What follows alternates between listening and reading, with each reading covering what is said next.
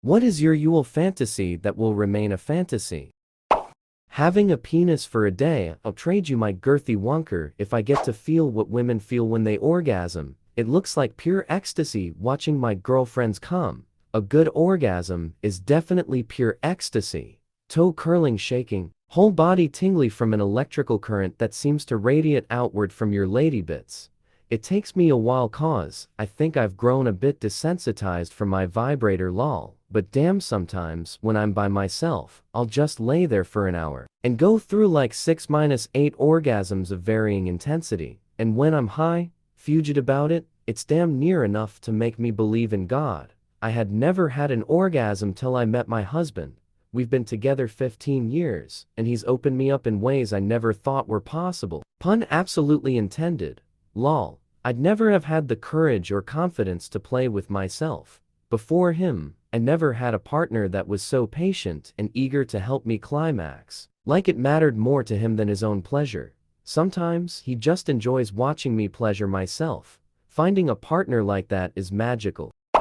Your comment reminds me of a woman I bartended with years ago. One night she turned to me a little drunk and said, "I wish I had a penis." I asked her if she was slightly transgender or something, and I'll never forget her reply. She said, "No, just want to know what the hell is so fascinating about for men, cause I got to tell you as a woman it ain't all that." Honestly, I feel like it would be a bit disappointing if you're just wondering what it feels like to stick things in there. Depends on the vagina, but penetration can be pretty meta downright ouch without the right work up to it or headspace. It can be really awesome, but it's very variable. Penises always seem generally a lot more straightforward as a non-penis haver. My first girl had penis envy. This is a long time before trans was a thing. Don't think she actually wanted a penis, she just wanted the power she perceived came with have a penis. She was an electrician and had pretty severe daddy issues. More recently, I was dating a gal who later came out as trans. And while we were still talking after we broke up, and then she came out, we got to talking, and she was wearing a strap-in. When I asked about it, he said the doc recommended it as a way to see what it's like having a penis. And he said she felt more powerful with it. He really liked how it felt between his legs. Whether you're trans or not, you could give it a try unless you're just after the portion. Trans curious can be a thing. This is also the theoretical button question. Perfect change button with the ability to go back? I'd hit it.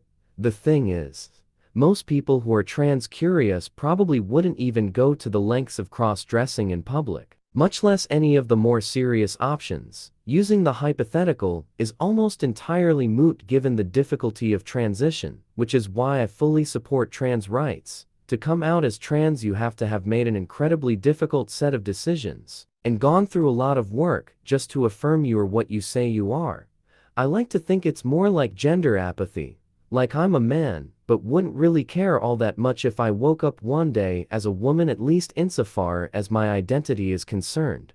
If that makes sense. I also make no great effort either way to affirm my gender outside of my biological. I am who I am, and the body I'm in is not particularly relevant. Like I can say for sure my wife wouldn't be happy with the situation, but it wouldn't be an existential crisis for me. When I was younger, a lot of partners used to scratch my back so hard it would draw blood. The shower the next day always stung in a very satisfying way. My wife won't do that no matter how elated she gets. She says she refuses to hurt me. However, these days, I'm an old dad. My fantasy is for the kids 2 and 6 to go to bed early enough so that my wife and I aren't too tired. That would be awesome.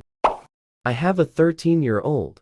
She never goes to bed, and I doubt that will improve in the next few years. And when she moves out, our son will hit his teens and stay up all hours. On the upside, my husband works night shift and gets home at 2:40 a.m., so she mostly is asleep by then. On the downside, it takes me a few hours to fall asleep after, so 2:40 a.m. is not an ideal time to start, especially when I normally got to bed around midnight.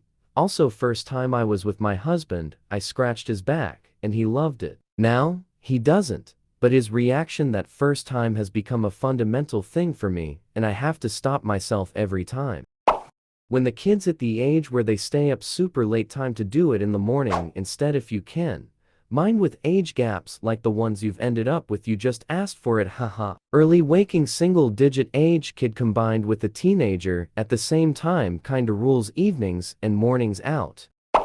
I used to love it when my ex would claw the crap out of my back. There's something great in knowing that you're causing someone that much pleasure. She'd apologize afterwards, and I'd be nah girl, it's all good. I'd show off the cuts to my bros the next day. They'd think it was impressive, but they also would never let me meet their girlfriends for some reason. I once had a dream where I made love with the physical embodiment of the ocean. She wrapped me in her waves and covered me with her foam totally beyond my understanding. I would have happily drowned in her, but she pushed me back to shore by the end and left me stones of 5 colors. Also, she spoke Spanish or some dream version of it. I never came so hard in all my life, like my legs were full of batteries. By far, the most intense dream ever had, and it'll never happen again. I once had a similar dream.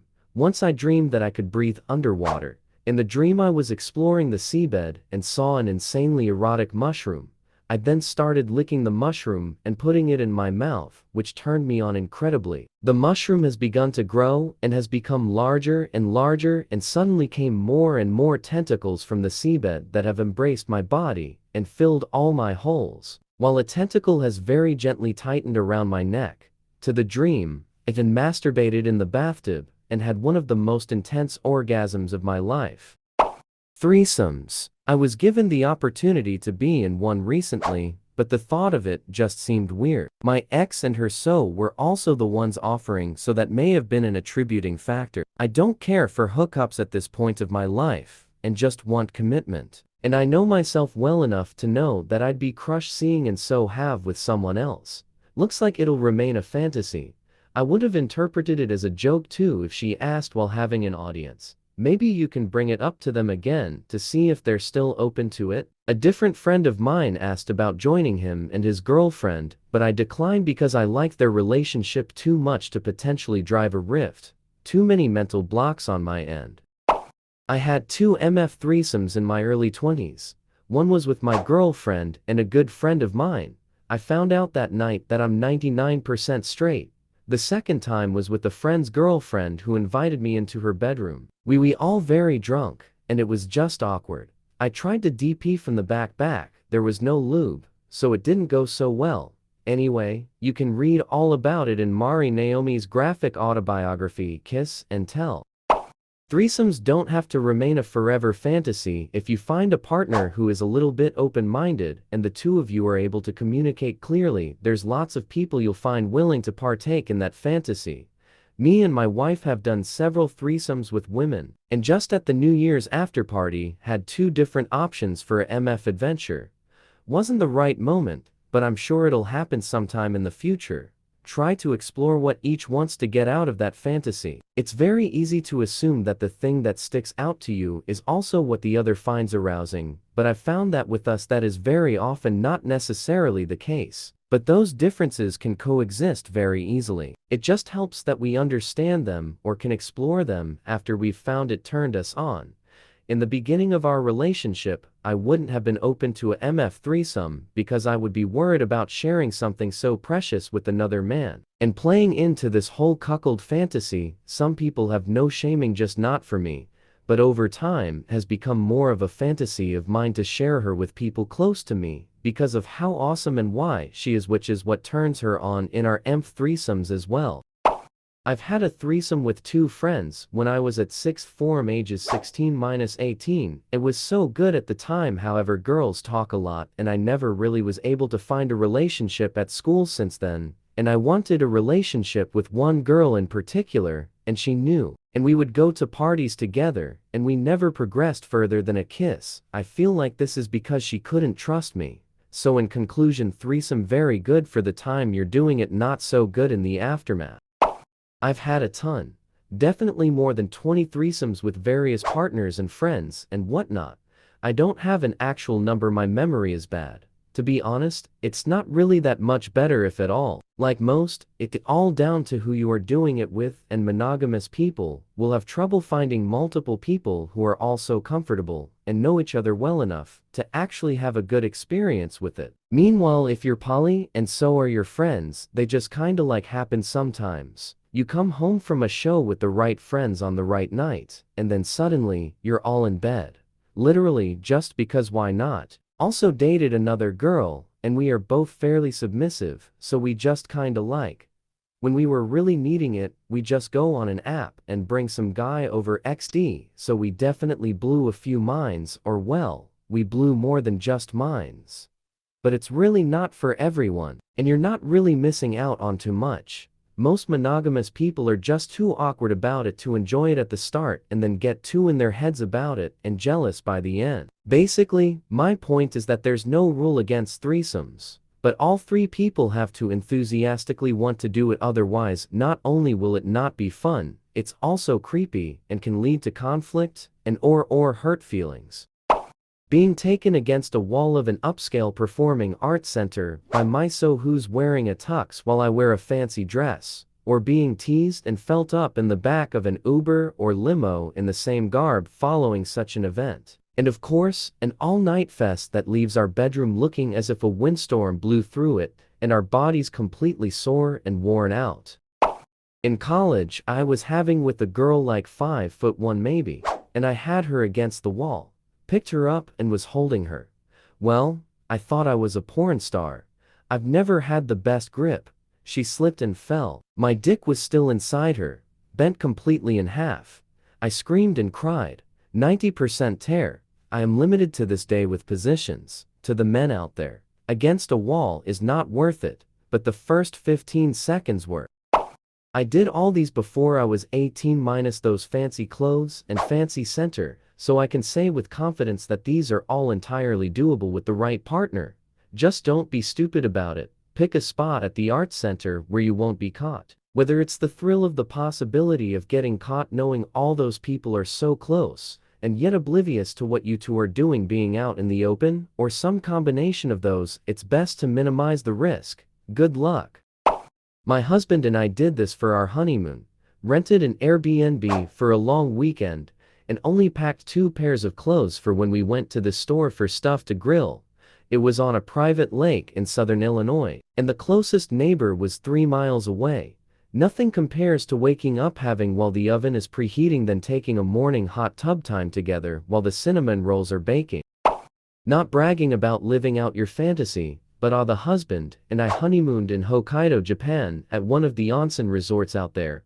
Private hot spring tubs in our room, another in the private garden outside our room, another on the balcony. My gods, it was glorious. Definitely conceived our son there, so while I think it goes without saying you should beware, children are a possible side effect of a week of naked hot tub, even with birth control. 10/10 would recommend. Hot springs are amazing. Having while hundreds of people watch. I had a dream about that when I was much younger, and the thought of it turned me on so much. People keep saying I could post a video online, but in my fantasy, it's me having while people watch live. Almost like in a theater setting. In my dream, we were in a glass box with a curtain that rose to reveal us and everyone watched as if it were a theatrical event. It also had a very secret society eyes wide shut quality about it. My wife and I were relatively new to swinging, and this is what she wanted to do. We had some trouble finding couples for a while, but finally found someone cool who was throwing a party. I typically am a quick finisher, but being watched made me keep going. It's like just enough distraction or discomfort for me, but it's not for everyone. We tried swapping with the couple in the room, but the dude couldn't get hard, so things fizzled out. I felt bad for him, but we met up with them another day, and it was fine. I think it was too many people. I love exhibitionism, and have definitely made my fantasy into reality. This is my fave time. Rush hour traffic and on the ledge of my downtown loft. We were being cheered on and honked at. It wasn't hundreds, but maybe up to 100 or so people who saw us. To make it even better, the guy was very shy and way out of his comfort zone. He loved the experience, and was stoked that I initiated it. Once again, just doing the Lord's work. Recently shared my AO3 bookmarks list with my partner. I felt guilty not sharing it, because he shared his special browser bookmarks folder with me. It took a good hour of me waffling about it, and getting all flustered to finally do it though. He was almost annoyed when it was all in his words, super simple stuff, and man, I wish you'd shared this earlier, we could have been doing this ages ago. He was right, I wish we could have been doing it earlier, because it was awesome. Lesson to everyone: to try being a bit more open about your cringy interests kinks with your partners. It might works out better than you expect. I bet you could make a business out of that. Throw an online form up, have people pay a couple thousand, black bag them like one of those ed-up child boarding camps, and fly them out to your weird 40-acre property in the middle of nowhere. Confirm identities, because this sounds like a great way to harass strangers online. Imagine instead of 40 pizzas at your door, some dude orders you 40 wilderness rape adventures. I guess it'd fall afoul of prostitution laws though, because they are paying you for it. Guess you could film it with drones and call it a porno. Too many guys desperate for or just mentally off will immediately hear women want to be raped, so walk up to any woman and rape her. It's one of those things I imagine few women would tell a man outside the bonds of mutual attraction and trust, because they know how dangerous the implications are. It's so much worse to read in the context of a public forum, because people are warped, and someone will use this post as an excuse to be persistent. As an aside, can any women weigh in on what traits they find attractive in a man's personality other than confidence? Because tiny brain guys use women like confidence to go too far too often. As someone who was that husband tell him to get his T checked ASAP, I was taking testosterone replacement and it thickens your blood. Wound up with a pulmonary embolism. My DR tells me I almost died. No more testosterone and my drive has disappeared. I even know it has disappeared and I can't do anything about it. Considering staying on blood thinners and starting back up the testosterone, not only is my drive gone, I suddenly feel like I'm struggling. It shouldn't thicken your blood unless you're either taking way too much or they're giving you boldenone alongside it, which is a different steroid and notorious for increasing the amount of red blood cells in your blood. Testosterone replacement itself will not thicken your blood to the point of a pulmonary embolism, because if it did, then every man on earth would be having heart attacks constantly. It's just testosterone, not anything different or special. Was it one of the sports clinics or whatever? Was it injections or did you take a pill? If it was injection, did the vial say testosterone enanthate or testosterone cypionate? If you took a pill, it wasn't testosterone. If the vial said anything other than those two, then it wasn't testosterone unless they gave you the incredibly rare undecanoate ester, but that's administered once every 12 weeks and very uncommon. The crazy thing about my partner and I is that he used to be such a horn dog, but now I'm lucky if I have to wait less than 2 months. It's frustrating. I know his blood pressure problems don't help, and I know work stresses him out, but damn it, I want to tie him up and just go to town on him. It doesn't help that I take Wellbutrin, and my doctor was not kidding about how increased my drive would be. I was in a relationship just like that for 6 years. At the beginning, it was multiple times a day when possible. Then we realized she was using to validate that I liked her, because she had such a low self-esteem that she couldn't believe someone actually liked her. Then I proposed that that wasn't healthy and she agreed, but she did a 180 and started with this. Even more so, she would almost never be the one to begin anything, only if drunk, not tipsy drunk, which started taking a toll on my self-esteem as well. After all, only feeling desired when she was drunk wasn't exactly a compliment. She talked about how it was about her and not feeling good with her body, but at the end of the day, same difference. I understand and believe what she said doesn't change how I felt. This was far from being a reason for why we broke up, but I was very glad when we did. I had a point to my story, but I got caught up and ended up just being a vent. And now, I already wrote all of this, so yeah, hope you and your husband can work it out. I bet a lot of more insightful people in the comments gave you some great advice. All I can say is I hope you don't have to just cope, but can work it out somehow. I used to be that husband. I fought for years to find a doctor who would give me a hormone panel. I finally found a doctor who found that my testosterone was in the gutter and started treatment in February of last year.